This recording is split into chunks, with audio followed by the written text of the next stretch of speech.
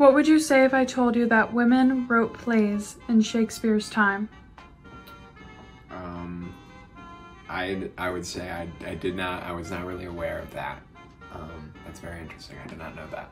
I would say that it was surprising, given that the time that they were in, women weren't really doing a big role in society. I would say, where are all the plays they wrote? I would believe you, but on or around Shakespeare's time, women weren't obviously minorities, so they probably weren't prioritized. I'll be very surprised. I never knew that. Huh, that's interesting. I guess I can believe that. That's very interesting. I didn't know that. Could you tell me more about it? I wouldn't believe you. No, because my thought process, well, at least I remember hearing that in the Shakespeare plays, I don't think women were too involved. Like the women parts were played by like younger boys or men, disguised as women. So Right. I just assume that that's not, I don't know if that's true or not, but I assume that they just, and I don't even know if they really weren't allowed to play in plays or if that was just something that was part of their time. And of course, I'm basing my answer off of movies I've seen. Wrote plays during Shakespeare? Yeah. I would say shout out to them. It would be very strange of me to assume that only men were writing plays. I mean, adults and children, I imagine, were both writing plays, especially given how popular plays were at the time. Creative spaces and creativity have never been something that's exclusive to men, and women have always existed in creative spaces as creative beings.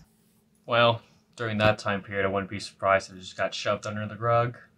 There's always a rebel element in society, so someone's going to do things that aren't expected or that are actually discouraged. I want to say that men tend to get all the glory when it comes to the greats, so it's not surprising that a woman wasn't as recognized as her male counterpart.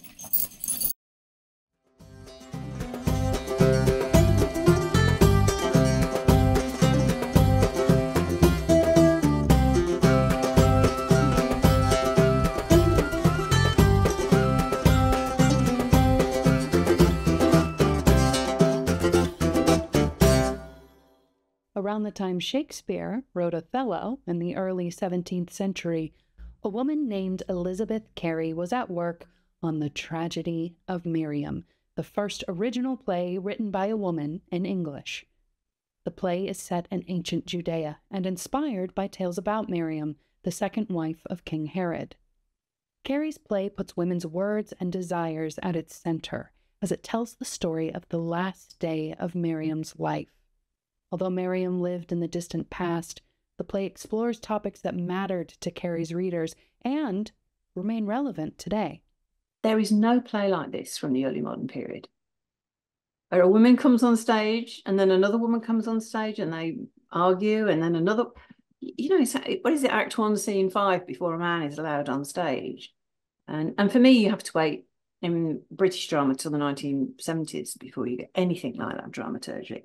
You can talk about gender, you can talk about race, tyranny. How do you decide what form of obedience, makes sense in a given situation if you're subject to a tyrant? I mean, these are all really, I think, questions that are still important. I think what spoke to me was this idea of a powerlessness that can come out of a world that seems stagnant, but also constantly changing. And even when some of these characters are in more powerful moments than others, it still feels like they're not quite in control. There's still something always kind of out of your reach. And I think in our world today, I think there's just so much happening constantly. And it's sometimes they feel like very recognizable things that we've seen before. And sometimes it feels like they're just new and always changing. But that sense of like, oh my gosh, like, what do I do? How do I handle myself? How do I adjust to this world where sometimes I feel like I can't move and the world's moving quickly around me, and at other times I feel like I have to try to keep up with that.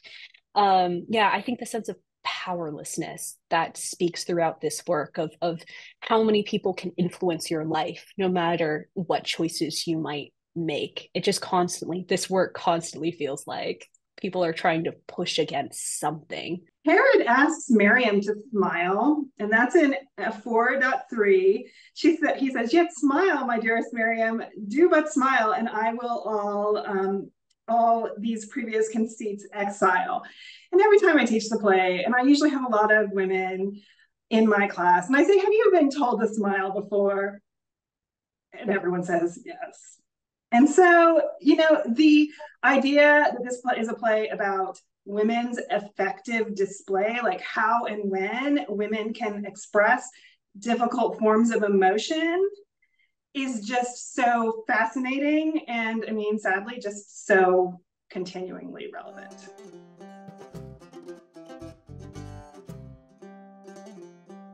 Elizabeth Cary was born in 1585 to the lawyer Lawrence Tanfield and his wife, Elizabeth. She was educated at home, where she flourished in her academic studies. She mastered French, Spanish, Italian, Hebrew, and Latin as a child. Two men who were likely her tutors, Michael Drayton and John Davies, praised her academic talents when they dedicated their own books to her in the late 16th and early 17th centuries. We certainly are fortunate with what we know about Elizabeth Cary's life. And I'd say one way in which we are fortunate is that the life writing we have about her is actually another work by a woman writer, because we know that it was written by one or both of her or two of her daughters. The earliest biography of Cary, written by her daughter, describes her as a voracious reader. As an only child with no close companions, Cary spent much of her time reading. When she began staying up all night to read, her mother forbade their servants from giving her candles, but young Cary overcame this obstacle by bribing her attendants. When she was 15, her parents married her to a soldier and courtier named Henry Cary.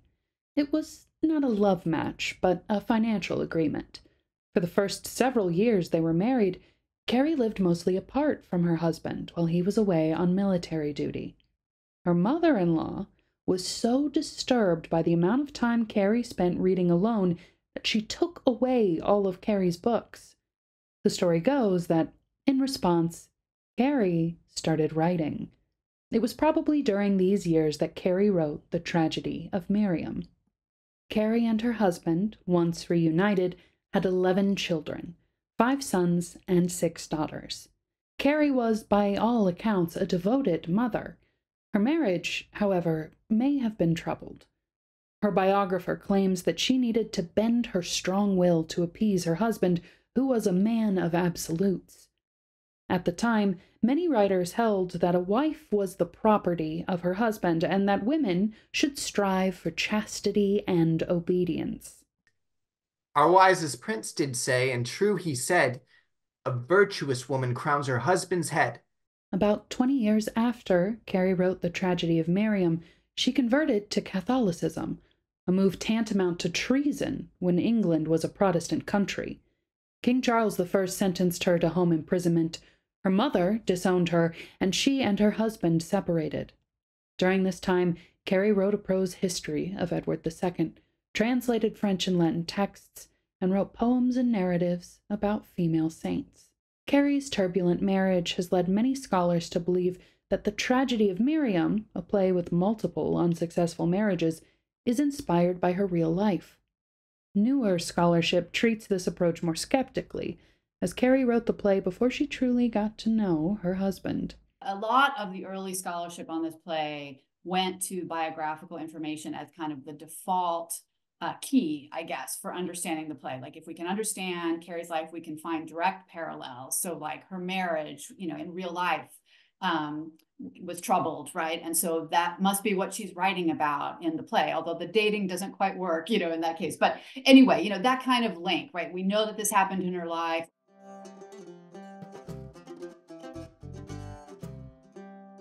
The Tragedy of Mariam was never intended for the public theater. Instead, it was designed for reading, a kind of play often called closet drama. Cary took its basic plot from an ancient Roman story written by Josephus, a Jewish historian, that had been translated into English by Thomas Lodge in 1602. Cary made significant changes, too. She took 28 years of events and compressed them into a single day. She gave female characters more central roles and invented an entirely new character named Gryphina. The Tragedy of Mariam was also influenced by the plays of Seneca, an ancient Roman dramatist whose passion-filled tragedies were popular reading material in Cary's England. Like Seneca, Cary divided her play into 5 acts, each with a chorus to give narration and commentary. I think it's a play that calls attention to its structure. When you have choruses like this, I mean, it's certainly drawing attention to that structure by nodding to a classical tradition, specifically a Senecan revenge tragedy tradition. So I think in part, and other scholars have certainly argued this, that's inviting certain kinds of readers into the conversation, right? It's saying like, hey, you are familiar with other Senecan, you're an elite, maybe well-read person. You've read other Senecan tragedies. I'm inviting you to think about this play in connection to that. Although the Tragedy of Mariam was not performed on a public stage, scholars have suggested that it could have been read aloud in private performance, perhaps by Cary and her friends. There's some debate about, whether plays such as this were intended only for readership, and I think that might be too restrictive. I think there's some evidence that they could have been performed privately, read more dramatically, in a domestic setting, but still an understanding of a readership community for drama. In 1613, The Tragedy of Mariam was published in London, bringing the play to any reader who could buy it. Its title page identifies its author as that learned, virtuous, and truly noble Lady E.C. The book was printed by Thomas Creed, who had experience printing plays by Shakespeare and other commercial stage playwrights, and it was one of the first books published by Richard Hawkins, who had just opened a bookshop in Chancery Lane. It is unclear whether Cary herself pushed for her play's publication. It's one thing to write something like this. It's another thing to publish it.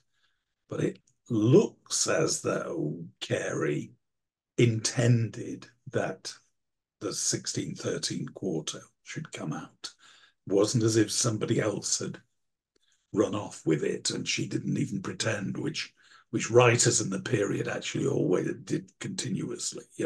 Oh, I didn't intend to publish this, but it came into the hands of some printers and di-da-di-da-di-da. She doesn't do any of that. She was making a statement. The earliest readers of the printed Tragedy of Mariam might have thought about its marriages alongside the real-life royal wedding of the king's daughter Elizabeth, held in February 1613 together with several days of dramatic entertainments. That same year, the Globe Theatre caught fire and burned to the ground during a performance of Shakespeare and John Fletcher's Henry VIII, another play about a king with multiple wives. Anyone, male or female, who writes a work of literature that persists for 500, 400 years that you still want to read is an exceptional artist. But when you learn more about what other dramatists did and what other women wrote, you can also see the way she has a lot of connections to other writers and other women in her time. 2 years earlier, a woman named Amelia Lanier published a book of poetry called Salve Deus Rex Judaeorum. Lanier's book shares with Cary's play an interest in defending women, and Lanier's poem, Pontius Pilate's wife advises her husband not to execute Christ, and a lengthy section argues that Eve is not solely to blame for the fall of mankind.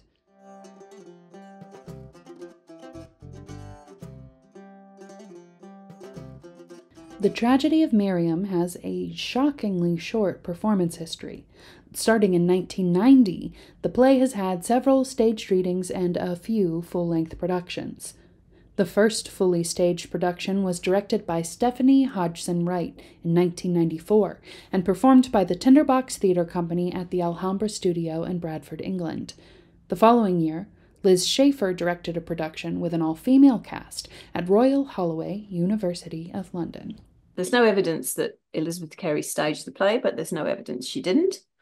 And if she'd staged the play, we imagined her as sort of taking over Burford Priory or the Tamfields house and bringing in everyone who showed the slightest bit of interest and getting all her friends to learn lines. And so we imagined this performance being dominated by her friends, who we imagined as women, although obviously the play, in calling for a sword fight, goes beyond what would be expected of women in the early modern period. So we thought we were creating a sort of an all-female environment. Two UK-based theatre companies, Just Enough and Lazarus, staged the play in 2012 and 2013.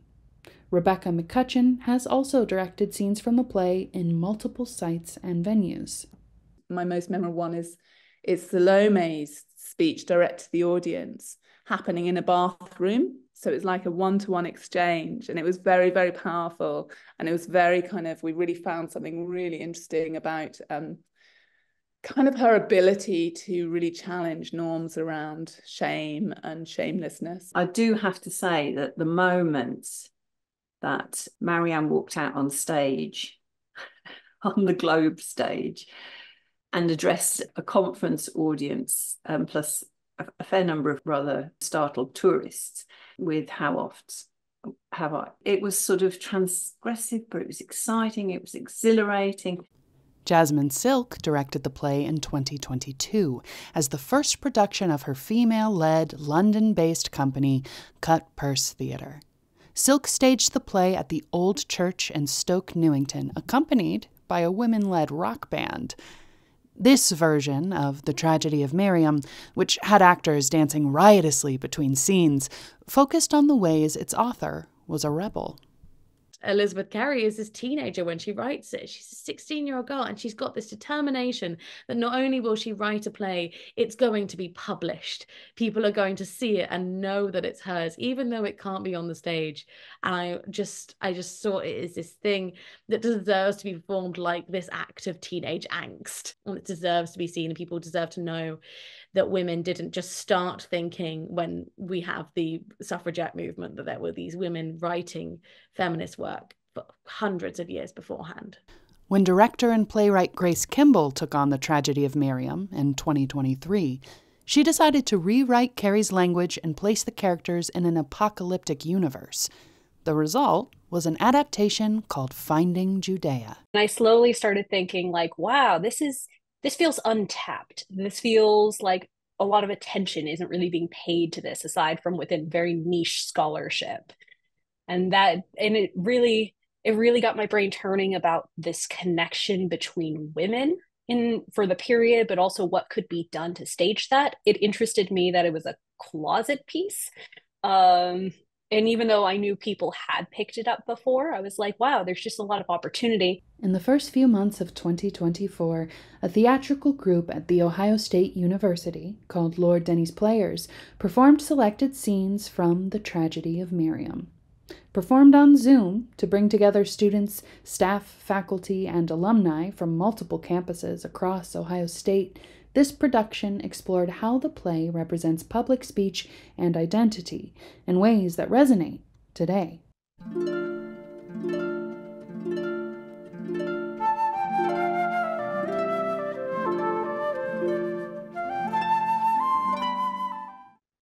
When Herod lived, that now is done to death, oft have I wished that I from him were free. Oft have I wished that he might lose his breath. Oft have I wished his carcass dead to see. Then rage and scorn had put my love to flight, that love which once on him was firmly set. Hate hid his true affection from my sight, and kept my heart from paying him his debt. And blame me not, for Herod's jealousy had power, even constancy itself, to change. For he, by barring me from liberty, to shun my ranging, taught me first to range. But yet too chaste a scholar was my heart to learn to love another than my lord. To leave his love, my lesson's former part I quickly learned, the other I abhorred. But now his death to memory doth call the tender love that he to Mariam bare, mine to him. This makes those rivers fall, which by another thought unmoistened are. Why joy I not the tongue no more shall speak that yielded forth my brother's latest doom? Both youth and beauty might thy fury break, and both in him did ill befit a tomb. Worthy grandsire, ill did he requite his high ascent, alone by thee procured, except he murdered thee, to free the sprite which still he thought on earth too long immured. These thoughts have power, his death to make me bear, nay more, to wish the news may firmly hold. And cannot this repulse the falling tear that will against my will some grief unfold? And more I owe him for his love to me, the deepest love that ever yet was seen. Yet I had rather much a milkmaid be than be the monarch of Judea's queen. Compared to the plays of Shakespeare and other male contemporaries, the Tragedy of Mariam focuses on female characters and women's speech. It opens with a long soliloquy by its title character that proudly proclaims her chastity, but defies the expectation that women should be passive and obedient to men.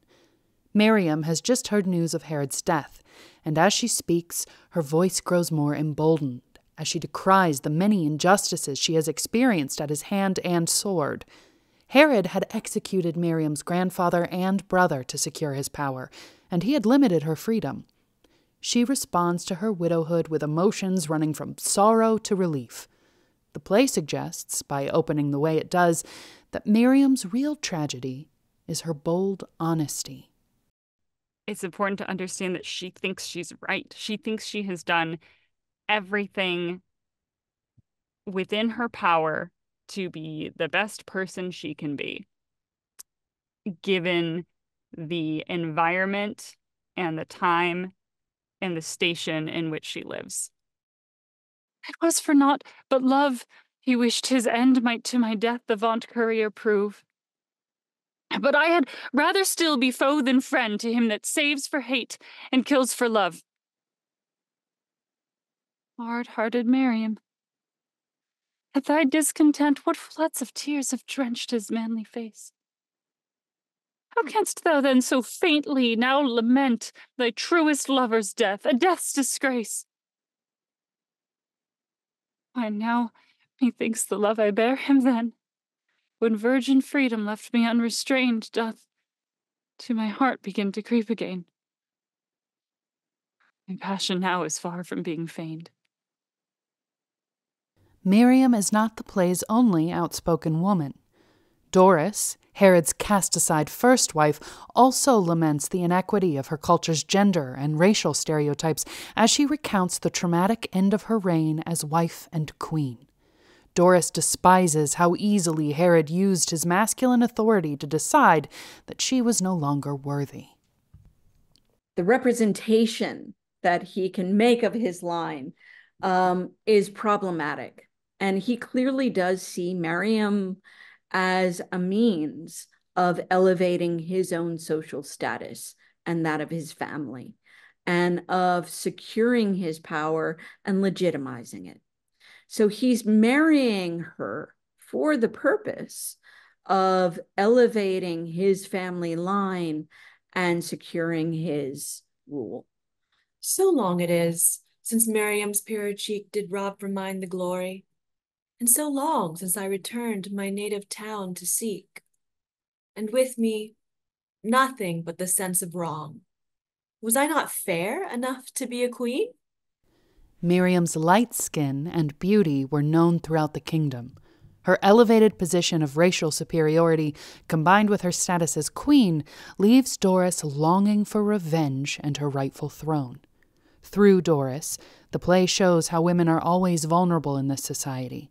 Even when they fulfill their society's ideal standards of beauty and behavior, they are still subordinate to their husband's whims. What was wrong with Doris as a wife? Really nothing. She did everything a wife should do and should be. And yet this other woman came in and took that all away from her child. And so I think she's just really frustrated and angry and confused. Why air that word to me? false monarch tide. My lack of beauty might as well be seen as after I had lived 5 years thy bride. Then I was young and rich and nobly born, and therefore worthy to be Herod's mate. Yet thou ungrateful cast me off with scorn when heaven's purposed raise your meaner fate.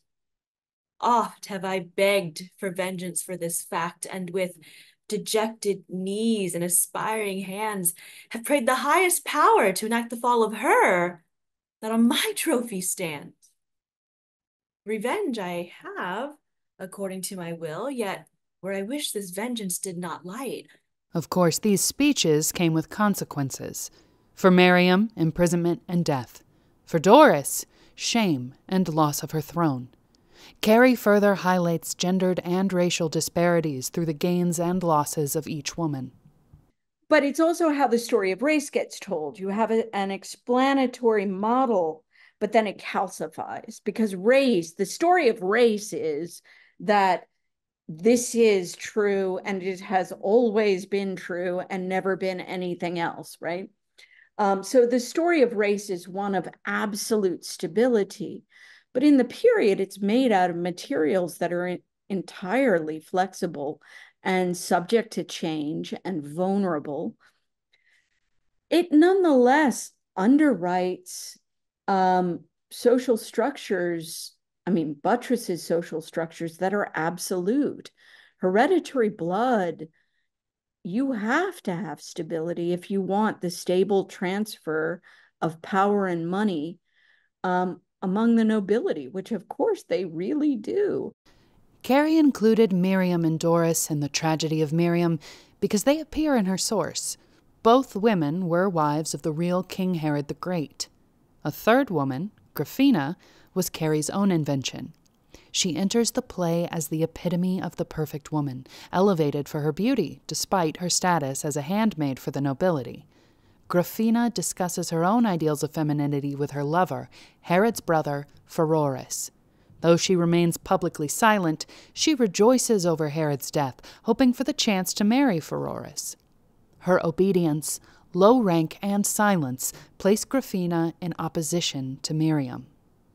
Grafina is this, her forehead is perfectly white, and she is written as the most, as starkly white as Mariam, in almost in competitive terms, and there's no rank about her. I will boast Grafina's brows as white, her cheeks as red.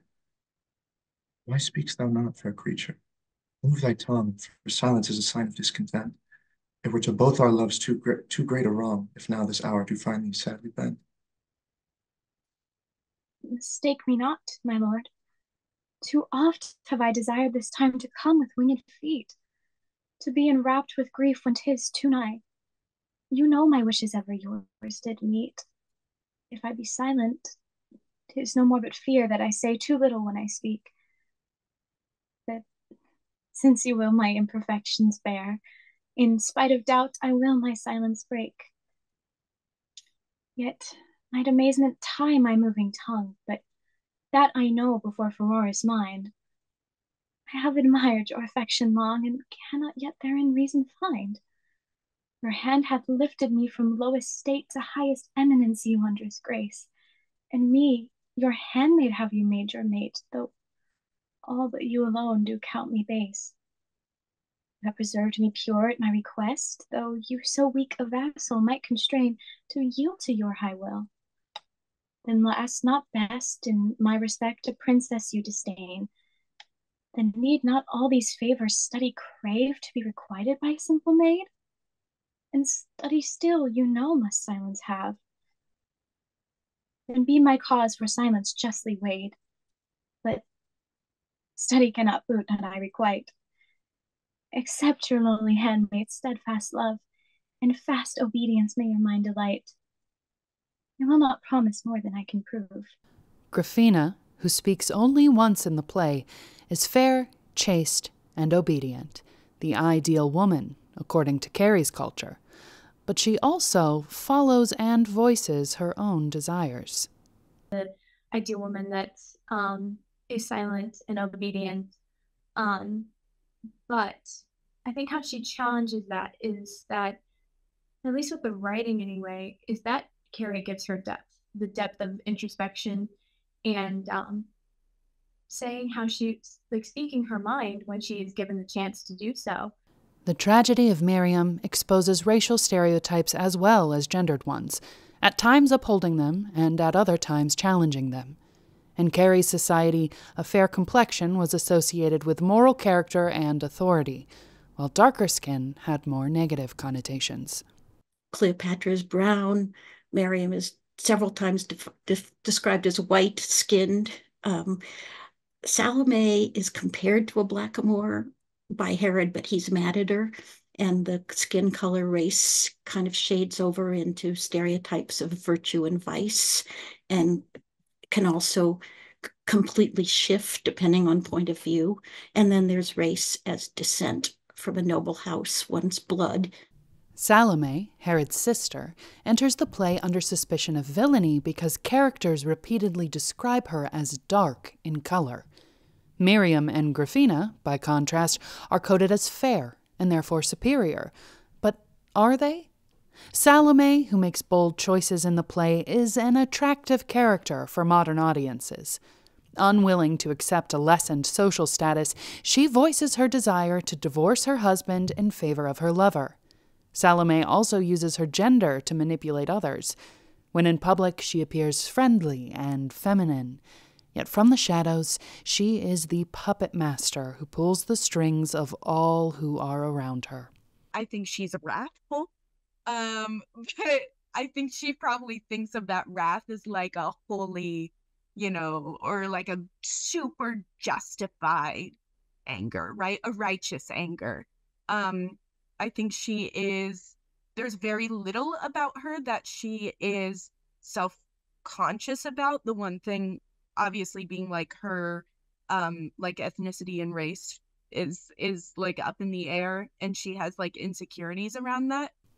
In Salome's first scene in the play, she focuses her frustration on her sister-in-law, Mariam, who hurls back insults as the two women jockey for power.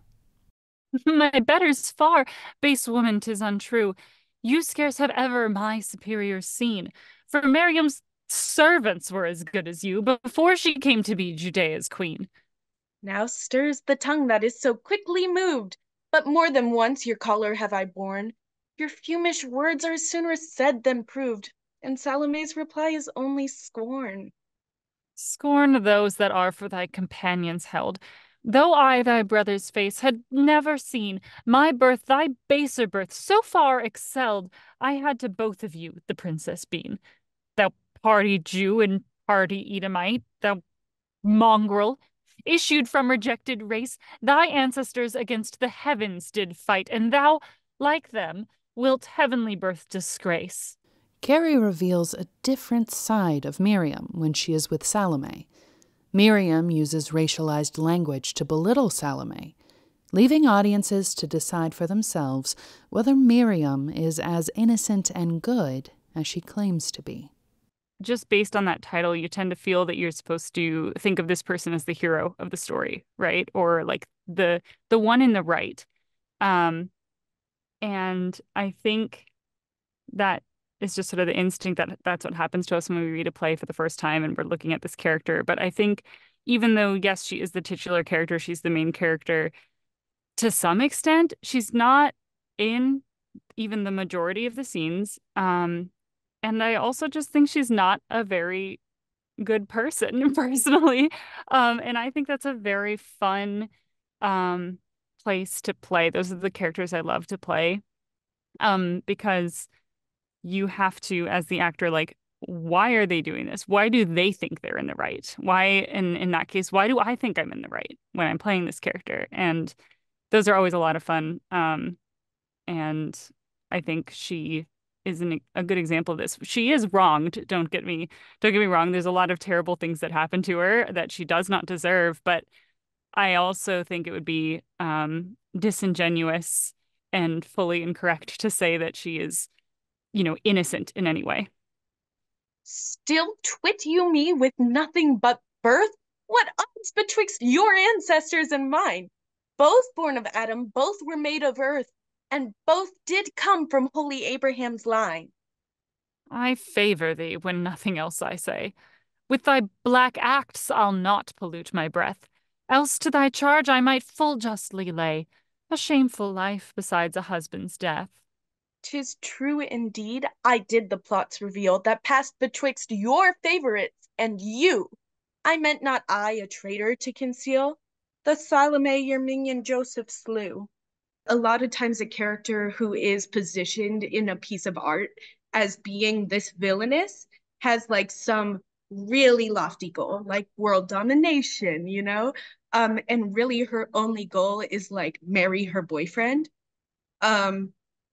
Which is really interesting and such a like, well, okay, get Mariam killed and marry her boyfriend, right? But like she's not getting Mariam killed so she can have political power. She's getting Mariam killed because Mariam annoys her.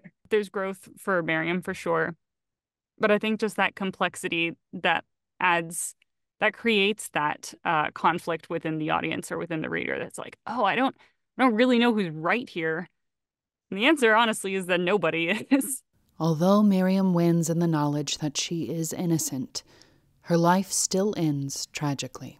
She lost everything. So these women are left to debate a political reality of who's up and who's down when everyone else is dead. I mean, they're caught in a male-dominated world in which their words are the only weapons they have.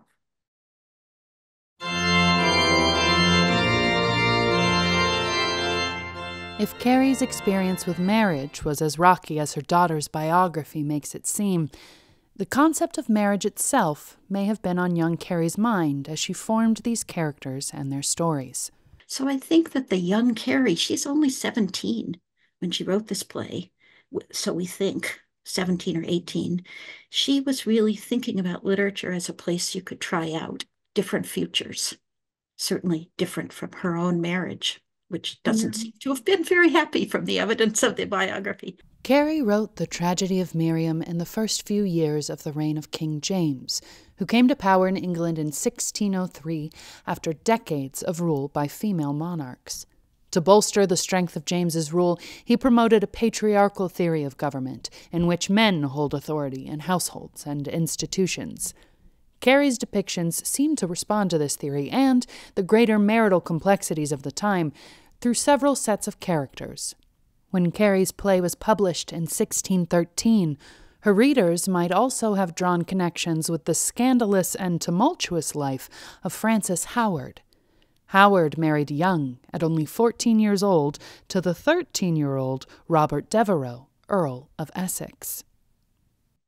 When they were finally put together, when they were 15, she reported that he was impotent and she wanted a divorce. And it was a huge shock. I mean, for one thing, he was mortified. And he said, I'm not, with everyone except her, which of course then revealed that he was having adulterous relations. And all of this is in the context of the birth of Protestantism through the divorce of Henry VIII. That's how Protestantism comes to separate from the Catholic Church, because he didn't want his first wife anymore. King James granted Howard an annulment in September 1613, and 3 months later, she married Robert Carr, Earl of Somerset. Speculation swirled around Howard, with rumors claiming that she had an affair even before she married Carr. Many wrote about this scandal, voicing their praise for this unconventional woman, but Howard was more often called a witch, disobedient wife, malicious woman, adulteress. The list goes on. These circumstances would have made The Tragedy of Mariam all the more attractive to a publisher, as a chance to engage with public discourse concerning marriage and divorce rights.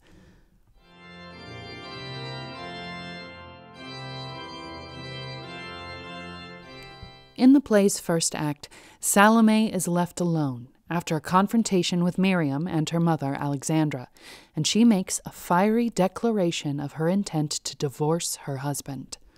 O blessed Arabia in best climate place, I by the fruit will censure of the tree. 'Tis not in vain thy happy name thou hast, if all Arabians like Sylleus thee. Had not my fate been too contrary, when I on Constabarus first did gaze, Sylleus had been object to mine eye, whose looks and personage must all eyes amaze.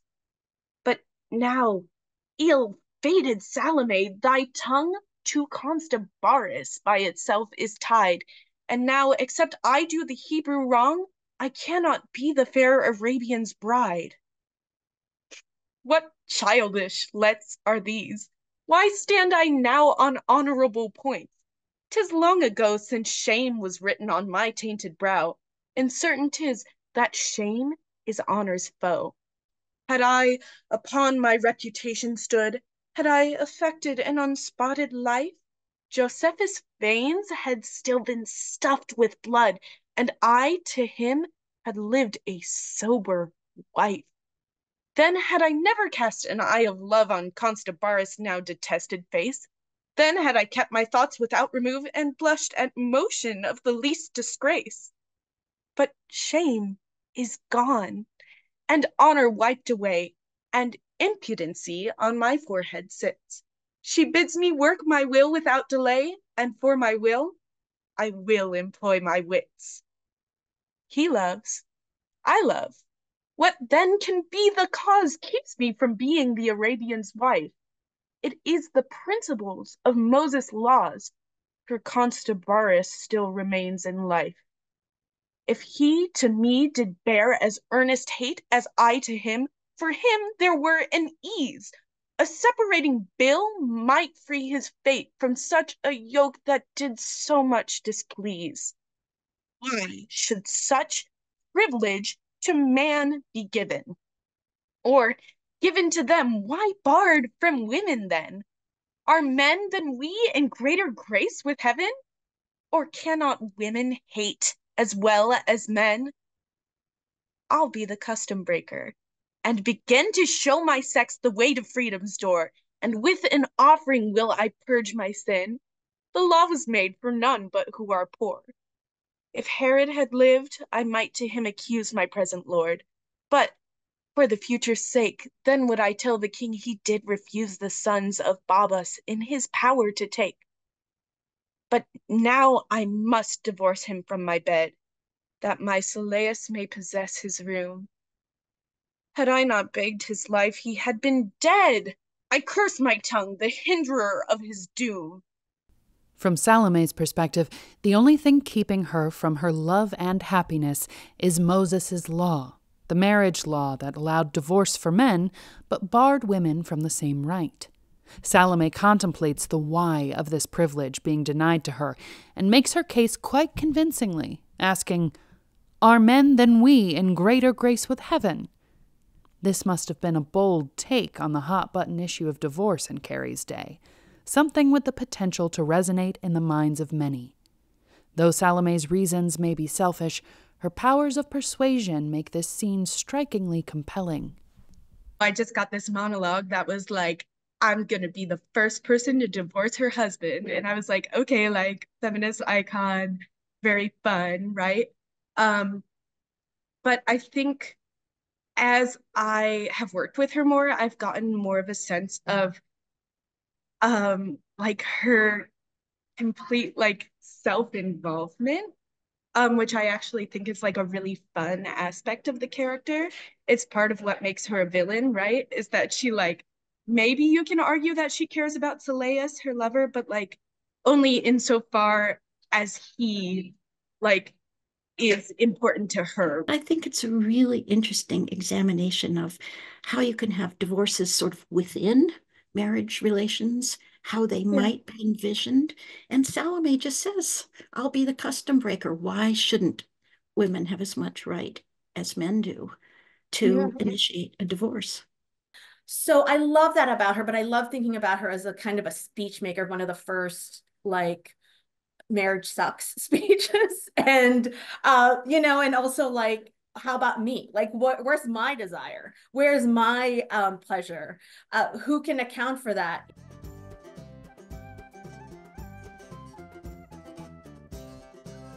With Salome's soliloquy in mind, we can better understand her relationship with her husband, Constobarus. Salome wants the right to divorce her husband, to whom she is no longer committed. Constobarus, on the other hand, believes in the perseverance of their marriage despite their issues.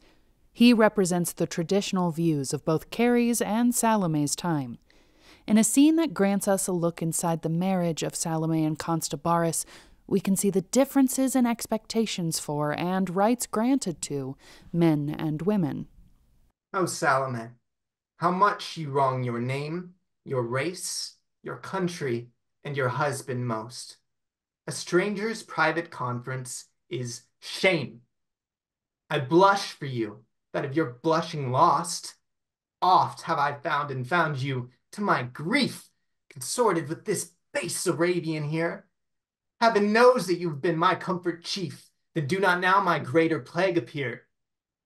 Now, by the stately carved edifice that on Mount Sion makes so fair a show, and by the altar, fit for sacrifice, I love thee more than thou thyself dost know. Oft, with a silent sorrow, have I heard how ill Judea's mouth doth censure thee. And did I not thine honor much regard, thou shouldst not be exhorted thus for me. Didst thou but know the worth of honest fame, how much a virtuous woman is esteemed, thou would like hell eschew deserved shame, and seek to be both chaste and chastely deemed. Our wisest prince did say, and true he said, a virtuous woman crowns her husband's head. Did I for this affreer thy low estate? Did I for this requital beg thy life, that thou hadst forfeited to hapless fate, to be to such a thankless wretch the wife? This hand of mine hath lifted up thy head, which many a day had fallen full low, because the sons of Babas are not dead. To me thou dost both life and fortune owe. You have my patience often exercised. Make use my collar, stay within the banks. Yet boast no more, but be by me advised. A benefit upbraided forfeits thanks. I prithee, Salome, dismiss this mood. Thou know not how ill it fits thy place.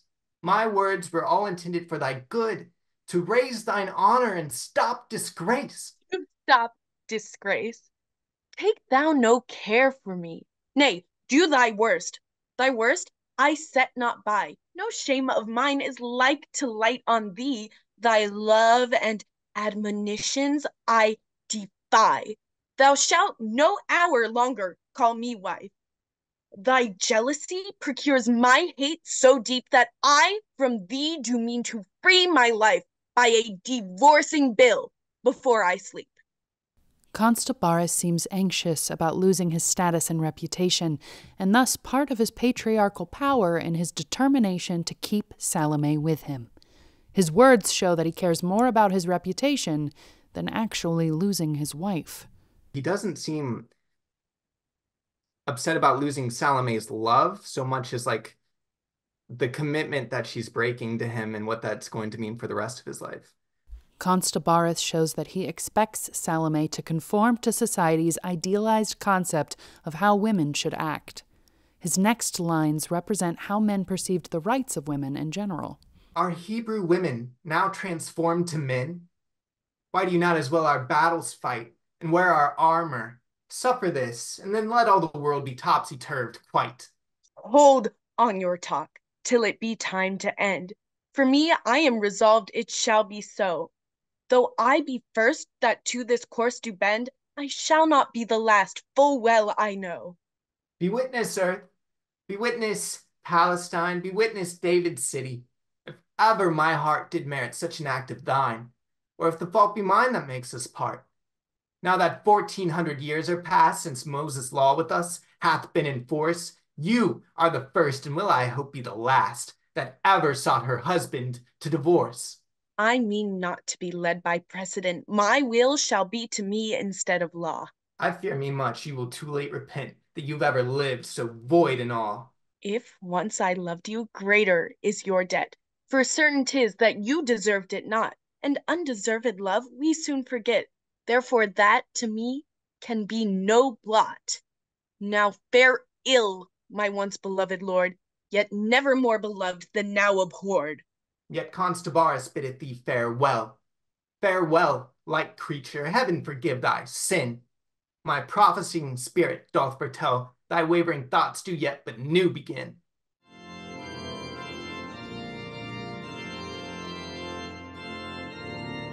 Providing a direct contrast to this dynamic is the pairing of Pheroras and Gryphina. In this scene, they discuss their love despite the odds against their union, only now made possible through Herod's death.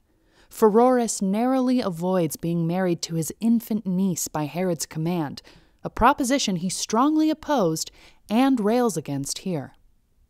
Had Herod lived, he would have plucked my hand from fair Gryphina's palm perforce, and tied the same in hateful and despised band, for I had had a baby to my bride. Scarce can her infant tongue with easy voice her name distinguish to another's ear, yet had he lived, his power, and not my choice, had made me solemnly the contract swear. Or could not be he skillful judge in love, that doted so upon his Mariam's face? He for his passion doors did remove. I needed not a lawful wife displace. The only marriage I can see in the play that looks possibly happy is the one between Herod's brother and the woman named Gryphina, who's a slave girl. I've argued in print that Gryphina is a kind of pun on writing as a form of communication that is also silent. So she kind of has it both ways. And we don't know what happens to them at the end. The chorus at the end says Pheroras would have lost her had Salome not made her suit. So it kind of calls attention to the fact that if they survive as a couple, where she's very obedient, if they survive, it's going to be because he bargained away Mariam and Constabaris's life and the life of those two boys in order to save the marriage from his brother. So it's kind of tainted, but it might survive. In most of this scene, Gryphina is silent. In fact, the word silence is associated with her 5 times in less than 30 lines. She speaks only when addressed, and then with humility and gratitude for Pheroras having chosen her. Because audiences hear from Gryphina only this one time, they might wonder about her motivations for getting married. Did she jump at the opportunity to increase her class standing, or is that just a bonus for her? Is it really love, or just obedience? Thanks to the richness of the text, there are multiple opportunities for interpretations here, dependent upon the actors and director. I think it's all of them for her. I think that she does love him because she says, I have admired your affection long, and but she's also quite smart. And I think that to be a woman during that time, you kind of have to think about who you marry, unfortunately. But it's true because they wouldn't be able to, they didn't have their own money, for example. So, they had to rely on who they married or their father or something like that. So I almost think it's like a, not a strategic move, but rather a benefit almost. Like she's aware that it's a benefit. So she's in love with him, but also wow, this could actually be a really big deal for me and could be very beneficial. So I will do what is expected of me, and hopefully that will get me to where I need to go. And Pheroras is kind of actually, I want you to do the opposite of what's expected of you.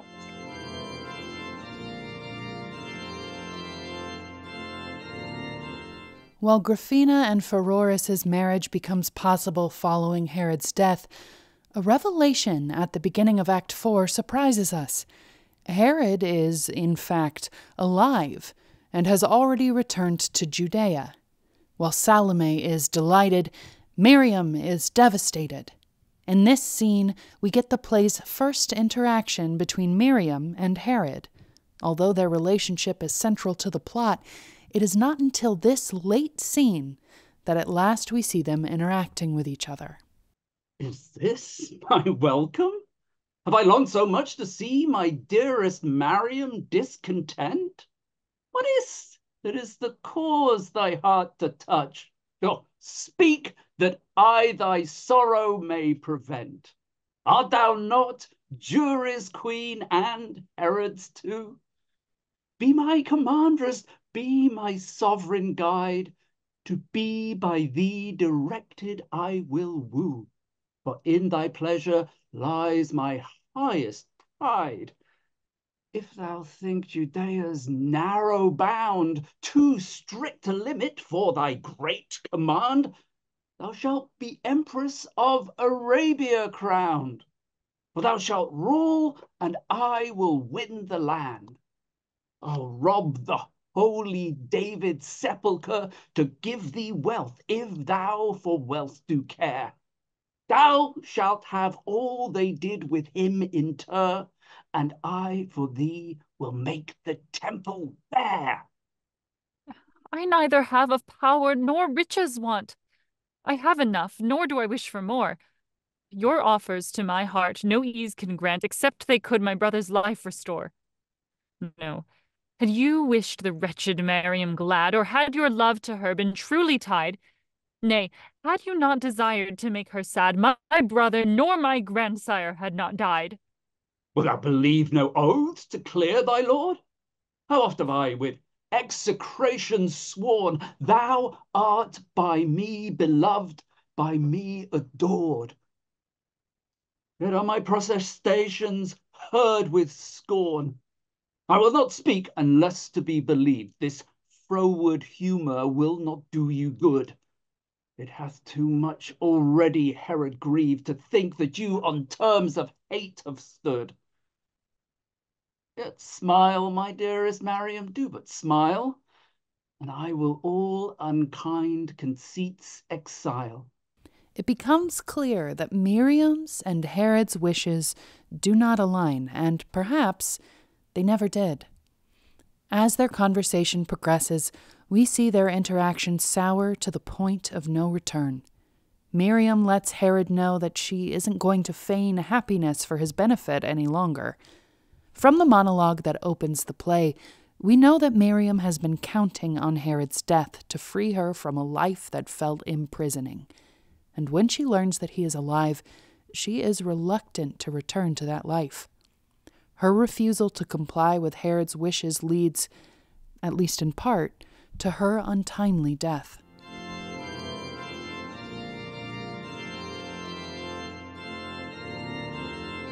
There is another wife in the play, Doris.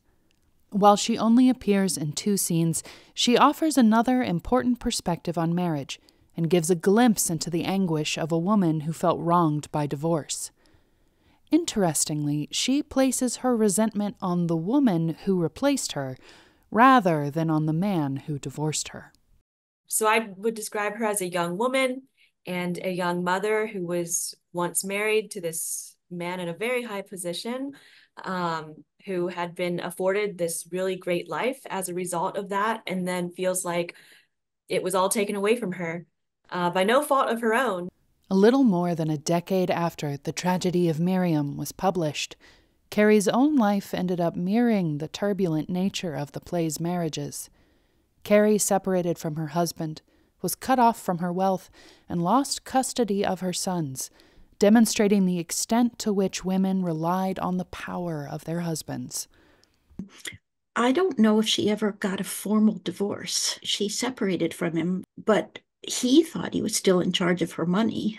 So, yeah, there's a lot of ways in which her practice as well as her theory inquire into what a marriage is. And she apparently kept this hidden.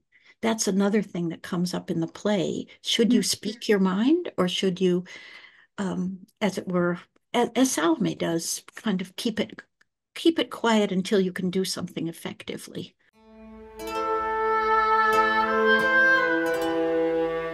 For us, we sort of live in a world where we can sort of comfortably think about, sacred and secular, religious and non-religious. But in 16th century England or France, virtually everything is religious in some dimension or another. So So, when you're thinking about politics, it's inextricably intertwined with religious questions. And when you're writing about politics, I mean, you may rely on classical writers on politics, but you're probably also drawing on biblical examples and proof texts as well. So that the two are kind of inextricable. But it is interesting that a lot of the contemporary thinking about tyranny comes out of religious oppression or sense of religious oppression. In The Tragedy of Mariam, the themes of religion and tyranny converge in the character of Herod. Historical and religious accounts depict King Herod the Great as a ruthless tyrant willing to commit murder to secure his throne. Cary also represents Herod as a tyrant. In the first half of the play, when Herod is presumed dead due to a false rumor, his wife, brother, and other subjects are overjoyed. When Herod returns, we see how destructive he can be. Through Herod, Cary demonstrates the dangers of an oppressive leader. What even does it mean to portray the real Herod? It's hard to know because the sources, even from the time, seem to vary and provide a really complex portrait of who this person was. So yeah, definitely a polarizing figure. His marriage to Mariam was politically motivated. He already was married. We know that, and he already had a child with his first wife. So the decision to marry Mariam was a political one. He married her because she was Jewish. She came from a family that was prominent in Judea. And so the decision to marry her was politically motivated. He was a client king appointed by Rome to oversee this part of the world. And so he was trying to ingratiate himself among the people there and to sort of marry literally and figuratively politics and religion all at the same time. Herod played an important role in Roman and Judean history, and there is evidence of his positive influence on his kingdom and its infrastructure. He has a reputation, even now, it's sort of rich and variable, and he's noted for his role in architectural advancements and enhancements of the period. And so in some ways, he has a sort of reputation as being a sophisticated person that contributed significantly to culture. However, Herod's positive influence does not overshadow his rather negative reputation. In the Bible, for example, he instigates the massacre of the innocents.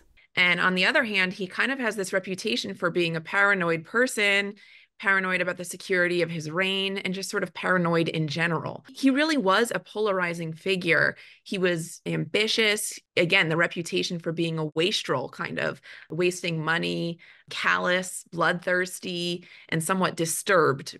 Before Cary ever gets to him, he's a kind of stock figure in the long history of English drama.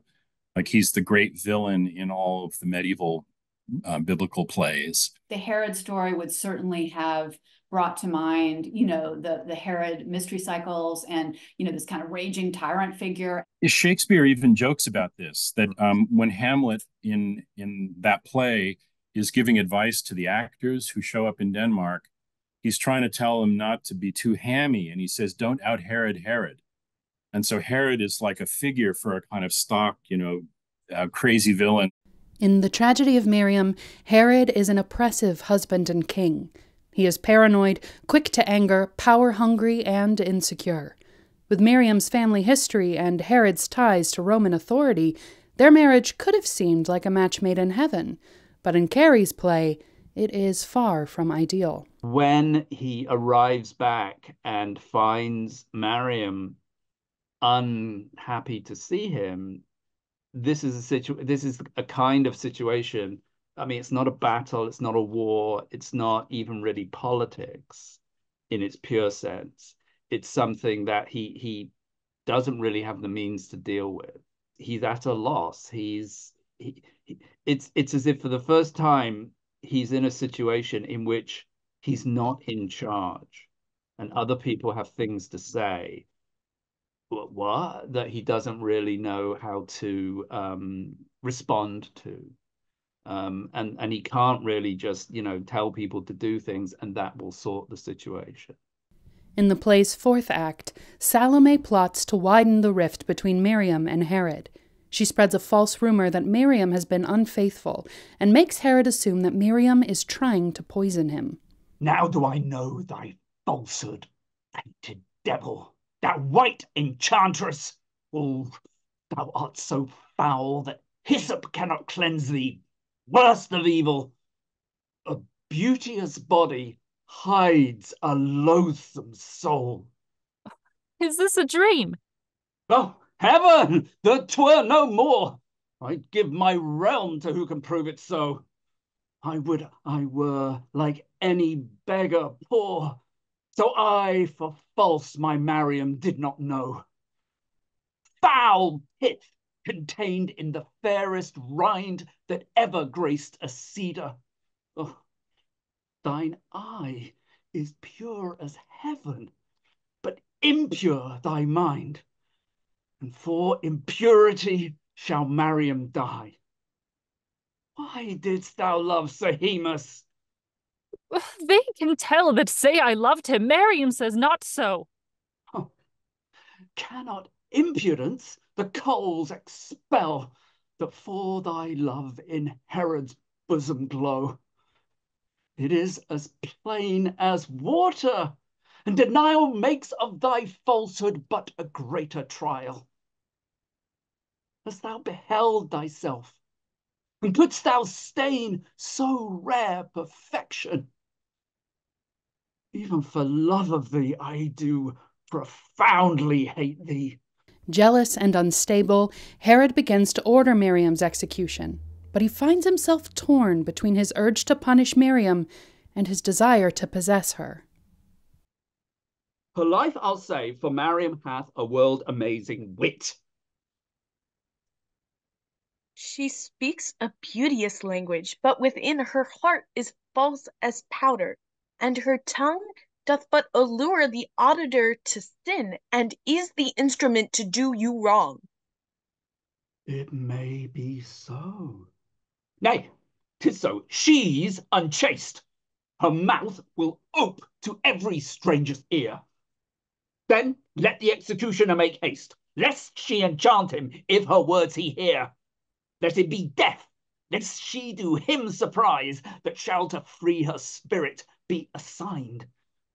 Yet what boots deafness if he have his eyes? Her murderer must be both deaf and blind. Or shall I let this heaven's model die, which for a small self-portraiture she drew? Her eyes like stars, her forehead like the sky. She is like heaven and must be heavenly true. Your thoughts do rave with doting on the queen. Her eyes are ebon-hued, and you'll confess a sable star hath been but seldom seen, than speak of reason more, of Mariam less. Yourself are held a goodly creature here, yet so unlike my Mariam in your shape, that when to her you have approached near, myself hath often taken you for an ape. And yet you pray to beauty. Go your ways. You are to her a sunburnt blackamoor. Your paintings cannot equal Mariam's praise. Her nature is so rich, you are so poor. Let her be stayed from death, for if she die, we know not what to stop her breath. A world cannot another Mariam buy. Why stay you lingering? Countermand her death. Then you'll no more remember what hath passed. So Hamus' love and hers shall be forgot. 'Tis well, in truth, that fault may be her last, and she may mend, though yet she love you not. Oh, God, 'tis true. Sir Hamus. Earth and heaven, why did you both conspire to make me cursed in cousining me with shows and proofs uneven? She showed the best, and yet did prove the worst. Yeah, but what avails it all? For in the weight she is deceitful, light as vanity. Oh, she was made for nothing but a bait to train some hapless man to misery. I am the hapless man that have been trained to endless bondage. I will see her yet. Methinks I should discern her if she feigned. Can human eyes be dazed by woman's wit? This scene reveals Herod's striking mood swings and susceptibility to manipulation. His references to curses, sin, and heaven might even allude to religious conflict between Catholics and Protestants in Cary's day. In many respects, she's writing in code about her own situation. And the Jews in the play are Roman Catholics, as it were, if you translate. And the non-Jews in the play are basically Protestants, most particularly Herod. And the whole question of which faith was the true faith, the proper faith, the right faith, the lawful faith, as it were. I mean, it was a very difficult issue in those days. And for Cary herself being increasingly convinced that Roman Catholicism was the true faith, that was a big struggle. I'll stay her death. 'Tis well determined. For sure she never more will break her vow, so Heinous and Josephus both are dead. She shall not live, nor will I see her face. A long-healed wound a second time doth bleed. With Joseph I remember her disgrace. A shameful end ensues a shameful deed. Oh, that I had not cause to mind anew the discontent of Mariam's wavering heart. 'Twas you foul-mouthed Ate, none but you that did the thought thereof to me impart. Hence from my sight, my black tormentor! Hence! For hadst thou not made Herod unsecure, I had not doubted Mariam's innocence, but still had held her in my heart for pure. I'll leave you to your passion. 'Tis no time to purge me now, though of a guiltless crime. Destruction take thee. In the end, Herod's paranoia and insecurities get the better of him, and he decides to have Mariam beheaded. Some scholars think that Cary represents Mariam as a religious martyr.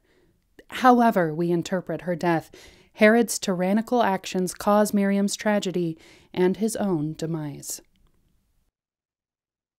I am the villain that have done the deed, the cruel deed, though by another's hand. My word, though not my sword, made Mariam bleed.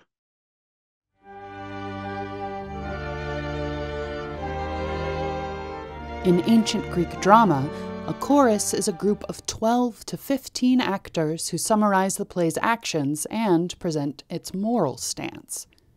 In the Tragedy of Mariam, a chorus delivers 6 stanzas of poetry after each act. Cary tells us only that her chorus is a company of Jews, leaving unclear the number, gender, age, delivery style, and social rank of its members. I'm really interested in the notion of the chorus anyway, and whether, you know, Cary's imagining a huge company of persons on stage, you know, Greek choruses. I don't know if she knew this, but 15 people on stage.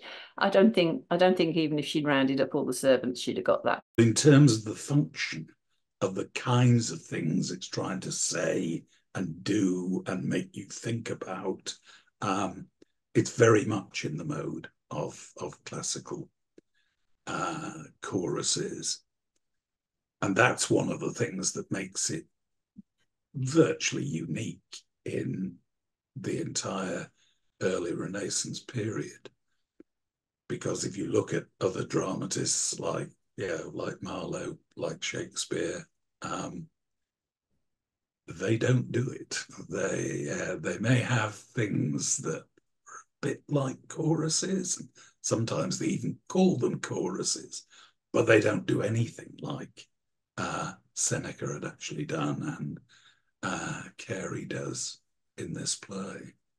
Like Seneca, Cary uses a chorus to make readers pause and contemplate what has just happened. Cary's chorus judges characters for making hasty assumptions and not being content with their current situations. The chorus recommends acting with caution and discretion. To wish variety is sign of grief. For if you like your state as now it is, why should an alteration bring relief? Nay, change would then be feared as loss of bliss. That man is only happy in his fate that is delighted in a settled state. Still, Mariam wished she from her lord were free for expectation of variety. Yet now she sees her wishes prosperous be, she grieves because her lord so soon did die. Who can these vast imaginations feed, wherein a property contempt doth breed? The play is already being interpreted as you're watching it, and in being interpreted in this way that, it leads you to question, do I want to follow that interpretation? Or do I have my own questions and my own ways of challenging what this interpretation is offering? The most intriguing advice from the chorus occurs in the third act, when the chorus portrays Mariam as a rebellious wife whose public speech challenges masculine authority. We were feeling that that was a conduct book. That was, this is what you're supposed to do. Because it just does not make any sense. I mean, I know the chorus character could be discussed and disputed. And I know that characters are sometimes radically discontinuous in early modern drama, but, seriously, you get to that chorus and you're going, there's a very big shift here. What is going on? The whole play is very self-conscious of doing things that nobody else is doing, and particularly women just aren't expected to do. And of course, bits of the play raise questions about, what are the limits to what women should do, and how should they protect their modesty. For example, there's quite a long sequence which talks about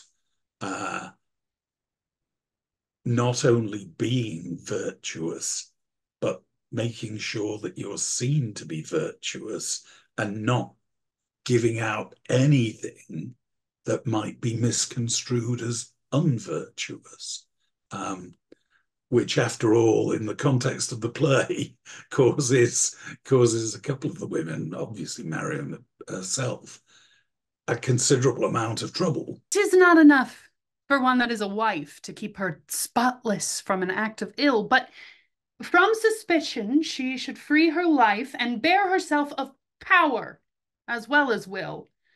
'Tis not so glorious for her to be free as by her proper self restrained to be. When she hath spacious ground to walk upon, why on the ridge should she desire to go? It is no glory to forbear alone those things that may her honor overthrow. But 'tis thankworthy if she will not take all lawful liberties. For honor's sake. When I was reading the play, I had trouble with that moment because I was like, this feels like not what the rest of this play suggests. This feels like not what you believe, based on all of your actions, both before and subsequently in the rest of Elizabeth Cary's life. Doesn't support it. And so I choose to read it as sarcasm. By the end of the fifth act, the chorus's criticisms of Mariam vanish. They no longer blame her for her outspokenness, sexual behavior, or pride. Instead, they assert that Mariam has always been virtuous, and it is Herod who has wrongfully destroyed her. The chorus absolves Mariam of guilt and elevates her to a Christ-like figure. Cary uses the chorus and its contradictions as a way of scrutinizing the paradoxes and inconsistencies in her culture's advice for women. Whoever hath beheld with steadfast eye the strange events of this one only day, how many were deceived, how many die, that once to dated grounds of safety lay, It will from them all certainly bereave, since twice 6 hours so many can deceive. This morning Herod held for surely dead, and all the Jews on Miriam did attend, and contemporaries rise from Salem's bed, and neither dreamed of divorce or end. Pheroras joyed that he might have his wife, and Baba's sons for safety of their life. Tonight our Herod doth alive remain. The guiltless Mariam is deprived of breath. Stout contemporaries, both divorced and slain, the valiant sons of Babas have their death. Pheroras sure his love to be bereft, if Salome her suit unmade had left. Herod this morning did expect with joy to see his Miriam's much beloved face, and yet ere night he did her life destroy, and surely thought she did her name disgrace. Yet now again, so short do humors last, he both repents her death and knows her chaste. Had he with wisdom now her death delayed, he at his pleasure might command her death, but now he hath his power so much betrayed, as all his woes cannot restore her breath. Now doth he strangely, lunatically rave, because his Miriam's life he cannot save. This day's events were certainly ordained to be the warning to posterity. So many changes are therein contained, so admirably strange variety. This day alone our sagest Hebrews shall, in after times, the school of wisdom call.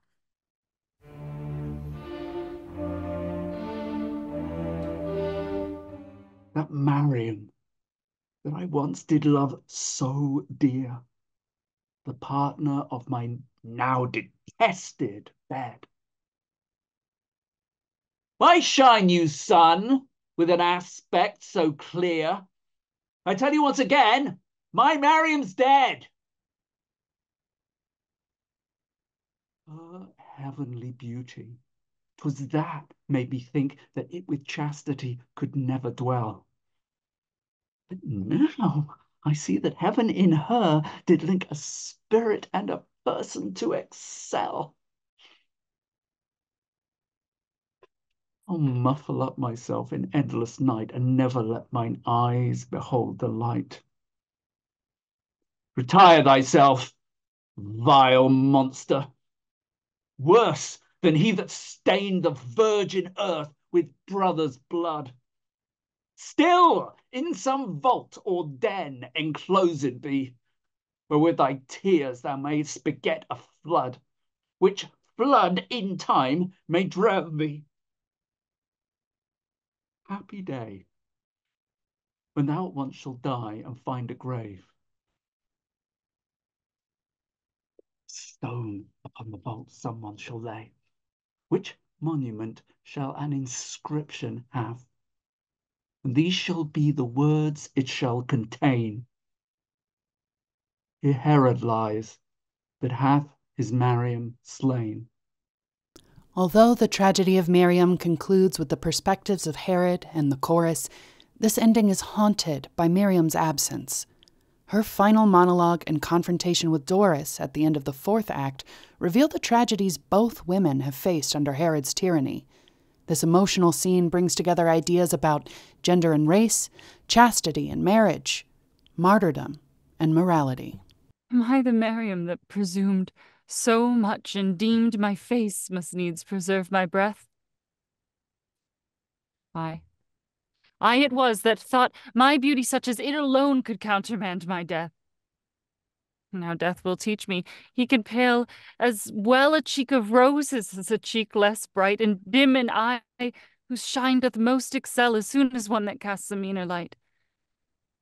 The wanton queen, that never loved for love, false Cleopatra, wholly set on gain, with all her sleights did prove, yet vainly prove, for her the love of Herod to obtain.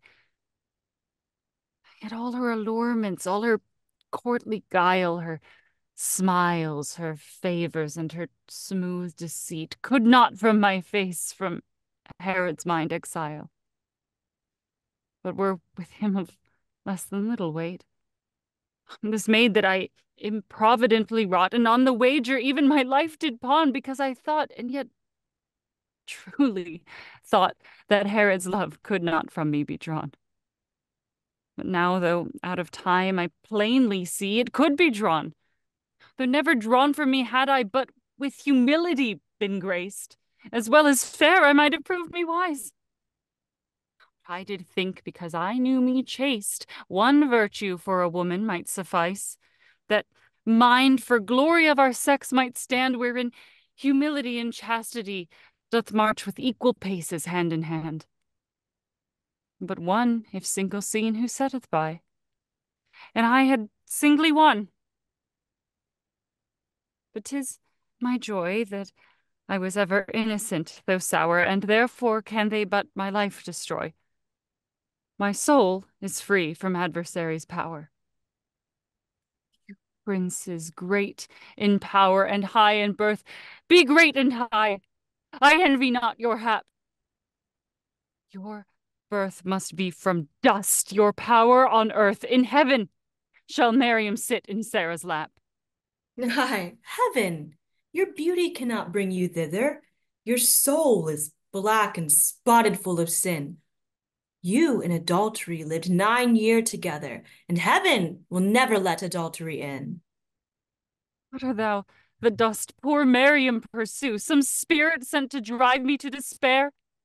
Who sees for truth that Mariam is untrue? If fair she be, she is as chaste as fair. I am that Doris that was once beloved. Beloved by Herod, Herod's lawful wife. 'Twas you that Doris from his side removed, and robbed from me the glory of my life. Oh, was that adultery? Did not Moses say that he that being matched to deadly hate might by permission put away his wife and take a more beloved to be his mate? What did he hate me for? For simple truth? For bringing beauteous babes for love to him?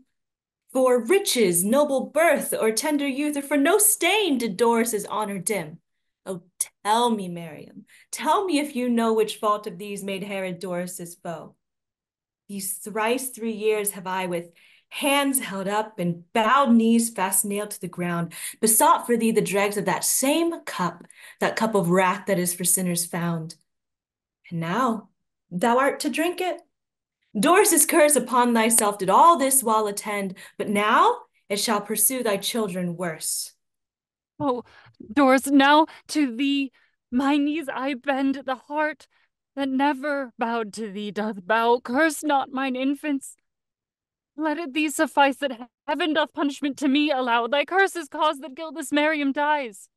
Had I 10,000 tongues, and every tongue inflamed with poison's power and steeped in gall, my curses would not answer for my wrong, though I in cursing thee employed them all. Hear thou, that didst Mount Gerizim command to be a place whereon with cause to curse. Stretch thy revenging arm, thrust forth thy hand, and plague the mother much, the children worse. Throw flaming fire upon the base-born heads that were begotten on unlawful beds, but let them live till they have sense to know what 'tis to be in miserable state. Then be their nearest friends their overthrow, attended be they by suspicious hate. And Mariam, I do hope that this boy of mine shall one day come to be the death of thine. Oh, heaven forbid! I hope the world shall see this curse of thine shall be returned on thee. Now, earth, farewell, though I be yet but young. Yet I, methinks, have known thee too long.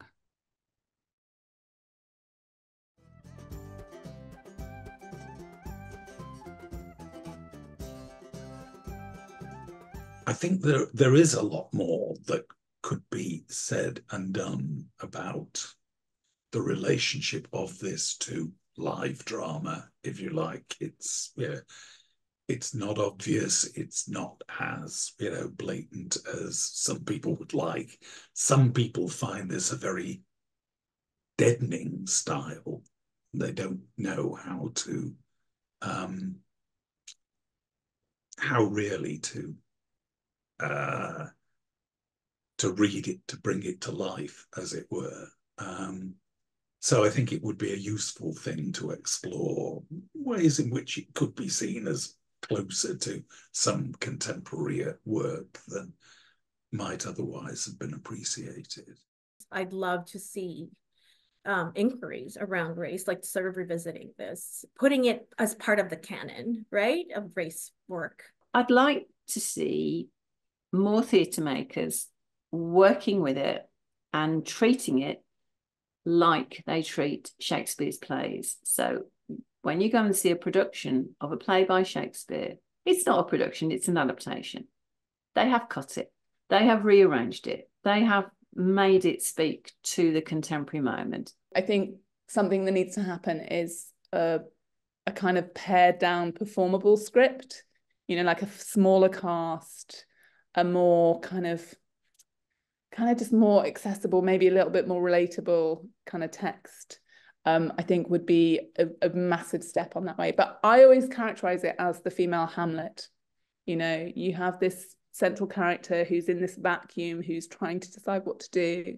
I hope people keep, finding out about this work and picking it up and just seeing what they can do with it, because they could see something else. I saw environmental change and women trying to gain control and forms of mourning throughout mine, but someone else could see something entirely different. So it's a very fertile play, and I just hope that other people keep picking it up with the hope of putting it on the stage in some capacity in mind. I'm just excited to see what that looks like, what that is.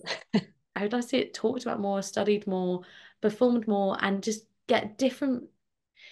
Particularly, I think the thing I would love to see happen to it is to see it go into schools in any form, because I think when you're being taught literature, and particularly plays, particularly things like Shakespeare, when you're younger, you get this sense that artists and writers are this big long lineup of men until maybe the 1800s. We need to teach history like women were active members of society. They were still thinking, breathing people who, yes, lived under oppressive conditions, but that did not mean they weren't people. So I just think I would love to see this play and more writing by women from further back taught as part of history and as part of literature, because otherwise we can write off women's humanity. We can behave like everyone woke up in 1928, which isn't what happened. And it's a disservice to women to do that. It's a disservice to young girls to make them think that the only people who are capable of that kind of genius are men.